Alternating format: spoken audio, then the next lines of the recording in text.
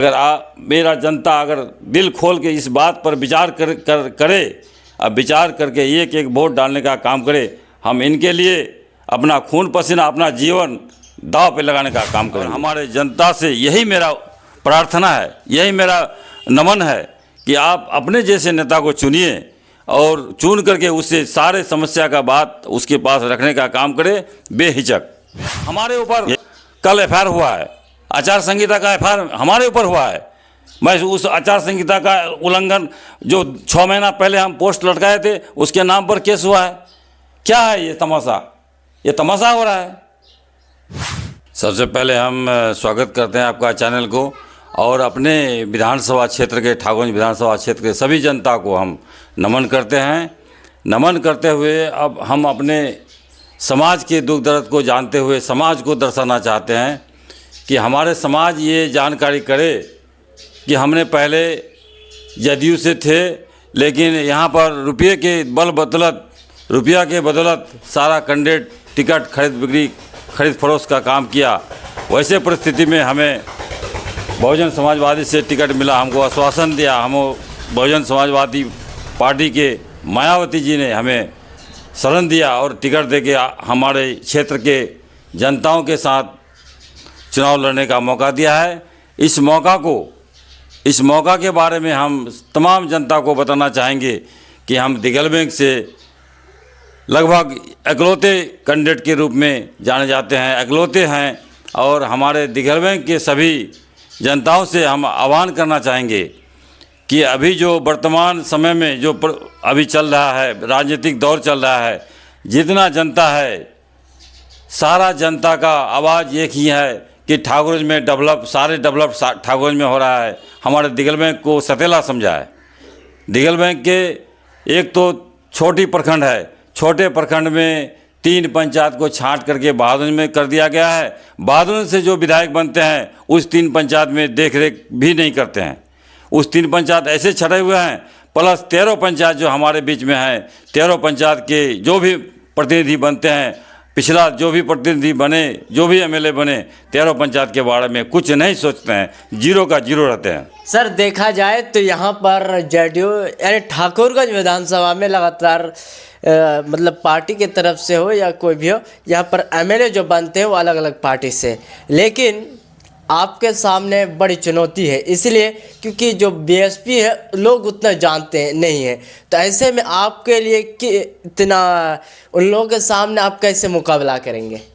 उन लोगों के साथ हम मुकाबला जनता का जो ताकत होता है, जनता का जो ताकत है, ताकत को लेकर हम मुकाबला करेंगे। अगर हमारे जनता हमको फुल बहुमत से कामयाब करते हैं तो हम ठाकुरगंज का जो दुख दर्द है, दिगल बैंक का जो दुख दर्द है, वो हम विधानसभा में उठाने का काम करेंगे और विधानसभा में ऐसे उठाएंगे कि सारे देश, पूरे भारतवासी देखेंगे और हमारे दिगल बैंक, हमारे ठाकुरगंज को ज़्यादा से ज़्यादा हम कैसे डेवलप कर पाएंगे, इसके लिए तो हमारे जनता के हाथ में ताकत है। जनता तो ऐसे में आपको कौन सा मुद्दा है? जनता वैसे नेताओं से परेशान है, तो आप पर लोग यानी जनता यहाँ के जो निवासी है वो कैसे भरोसा करें?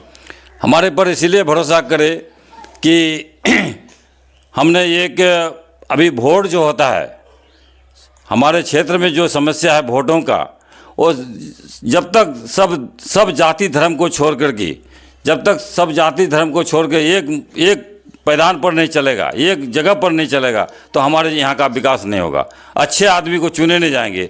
हम लोग जात धर्म के नाम पर जो काम नहीं करने वाला है, जो कभी पिछला जो विधायक बने 5 साल में, हम नहीं समझते हैं कि उसका एक भी आवाज़ विधानसभा में उठा होगा। विधानसभा में जो जिसका भी आवाज़ उठता है वो मोबाइल के जरिए, मीडिया के जरिए हम लोग सुनते हैं, देखते हैं, लेकिन हम नहीं समझते हैं कि 5 साल में हमारे जो पिछला विधायक थे एक भी आवाज़ उठाने का काम किए हैं। और इसीलिए हमारे यहाँ के डेवलप रुके हुए हैं, डेवलप नहीं हो पा रहा है। वो जो हक है, हक को छीन के लेना पड़ता है। छीनने का अधिक ताकत जिस कैंडिडेट को होगा, जिसको होगा, वैसे आदमी चुने नहीं जाते हैं, अदल बदल को चुने जाते हैं। वर्तमान विधायक का क्या नाम है? अगर किशनगंज में देखा जाए तो सबसे ज़्यादा उन्होंने विकास किया अपने क्षेत्र के लिए, और आप कह रहे हैं कि वो अब तक विधानसभा के अंदर बोले नहीं है। विधायक का विकास कुछ नहीं हुआ है। अभी सामने में देखिए, आप आए हैं इधर से, तुलसिया लक्ष्मीपुर से आए हैं, लेकिन बोर्ड लगा हुआ है, 1 रुपया का काम नहीं हुआ है। सामने में वर्तमान गवाह है, यहाँ पर तुलसिया पानी टंकी से आने में जो रोड में देखिए, अभी जाके आप फोटो ले सकते हैं, बैनर सब कुछ लगा हुआ है, ये शिलान्यास कर दिया है, 1 रुपया का काम नहीं हुआ है। क्या है, क्या डेवलप है? ये तो खाली लोगों को दिखाने का काम कर रहे हैं, काम स्थल पर कुछ नहीं हो रहा है।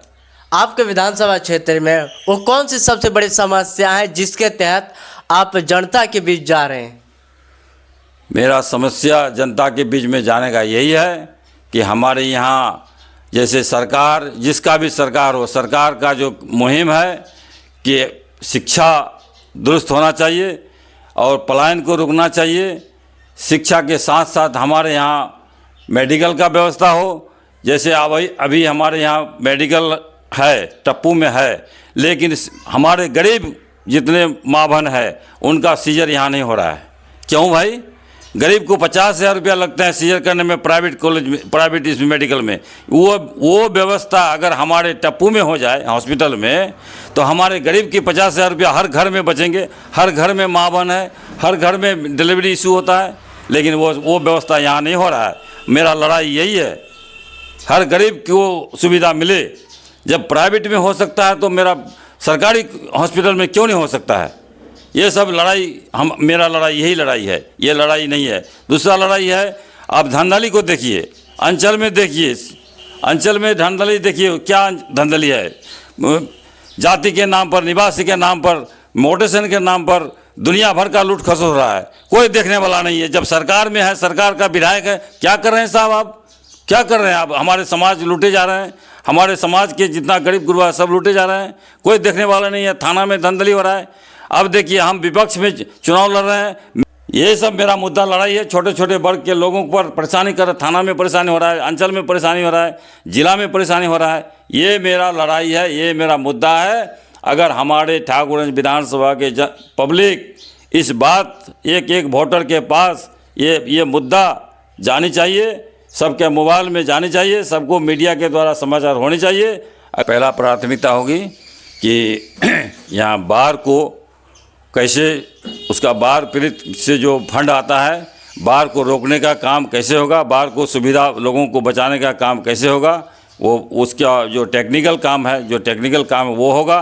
दूसरा मुद्दा, मेरा सबसे बड़ा मुद्दा है कि हमारा मेडिकल कॉलेज दिघलबैंक में स्थापना हो और किशनगंज जाना नहीं पड़े। हमारे गरीब लोगों को, गरीब माँ बहन को किशनगंज जाना नहीं पड़े। हमारा वो सारा काम, पटना में जो काम हो रहा है वो दिघलबैंक में मैं उतारने का काम करूँगा। यानी आप कह रहे हैं कि दिघलबैंक को अब तक पिछड़ा रखा गया है, तो इसका जिम्मेदार कौन है? इसका जिम्मेदार जो हमारे नेता है, जो बरसों से हमारे नेतागिरी करते हैं। नेता का मुंह में आवाज़ नहीं है। हमारे दिघलबैंक को बंटवारा करके जो विकास को रोकने का काम किया है, दिघलबैंक को 3 पंचायत में दूसरे जगह बांट करके हमारा दिघलबैंक का डेवलप को रोक के रखा है, दिघलबैंक को गुलामी बना के रखा है। वैसे नेता जिम्मेवार हैं सर, करते हैं, लेकिन इस धर्म जाति के नाम पर करने वाले कभी डेवलप नहीं हो सकता है। वो धर्म जाति के नाम पर जो वोट लेंगे, जिसकी जाति की संख्या ज़्यादा है उसको वोट दीजिएगा, आपका डेवलप नहीं होगा। जाति धर्म को छोड़ करके आप सही आदमी को चुनिए, जो आपकी आवाज़ को विधानसभा में लड़ सके। विधानसभा में जाके विधानसभा हमारे प्रखंड में आप डेवलप का काम रोक के रखे हैं, क्यों बड़बड़ा किए हैं? ऐसे नहीं होना चाहिए, ऐसे होना चाहिए। जब तक इतना साहस उस नेता का नहीं होगा, आपका यहाँ विकास रुका हुआ रहेगा। आप रुके रहेंगे, हमारे पीढ़ी रुके रहेंगे, हमारे बाल बच्चे जो हैं, छोटा बच्चे, उनका डेवलप रुका हुआ रहेगा। हम लोग दुनिया से चले जाएंगे, लेकिन डेवलप नहीं हो पाएगा। जात धर्म को छोड़ करके आप वोट दीजिए। अब नेता को चुनिए, नेता को देखिए कि ये हमारे लायक है कि नहीं, तब विकास होगा। लोग महागठबंधन की चर्चा करते हैं, ऐसे में बहुजन समाज पार्टी जो यूपी में एक मशहूर पार्टी है, यहाँ बिहार में उतने ज़्यादा उसके जो मजबूत पकड़ होनी चाहिए नहीं है, तो ऐसे में आपके सामने क्या चुनौती है बहुजन समाज पार्टी को लेकर? बहुजन समाजवादी पार्टी राष्ट्रीय पार्टी है। बहुजन समाजवादी कोई क्षेत्रीय पार्टी नहीं है, राष्ट्रीय पार्टी है। उसको ताकत बहुत ज़्यादा है और बरसों से उत्तर प्रदेश में वो मुख्यमंत्री रह चुके हैं और स्टेट में भी क्या कहते हैं वो सेंट्रल में भी उसका पकड़ है। फंड जो आता है इलाका में वो सेंट्रल से भी आता है, राज्य से भी आता है। तो जो ताकतवर होंगे वही आपको डेवलप का काम ज़्यादा से ज़्यादा दिला पाएंगे। इसलिए हमने बहुजन समाजवादी को पसंद किए हैं। मायावती बहन जी है और हम चाहेंगे यही हमारे जनता से कि सबको मिलकर इस बार साथ दीजिए, फिर आगे जो होगा दिखा जाएगा। बहुजन समाजवादी पार्टी अभी हमारे 243 सीट में चुनाव लड़ रहे हैं और ये महागठबंधन जो भी है कुछ पद जगह से लड़ रहे हैं, उनका महागठबंधन रुकने वाला नहीं है। हम लोग जो चुनाव लड़ रहे हैं पूरा बिहार में 243 सीट से हम लोग इस बार सरकार बनाने का काम करेंगे। बहुत ज़्यादा संख्या में हम लोग का पॉपुलेशन बढ़ रहा है कि बहुत देखा, महागठबंधन को बहुत देखा है, एनडीए को बहुत देखा है। इस बार बहुजन समाजवादी को देखा जाए, लोगों का ये मूड बन रहा है। अब ठाकुरगंज विधानसभा से तो बहुजन समाज पार्टी के जो राष्ट्रीय अध्यक्ष और प्रदेश अध्यक्ष क्या कैंपेनिंग करने के लिए ठाकुरगंज विधानसभा आएंगे, क्योंकि लोग मायावती को देखना चाहते हैं इसमें? बिल्कुल आने का प्रोग्राम हो रहा है।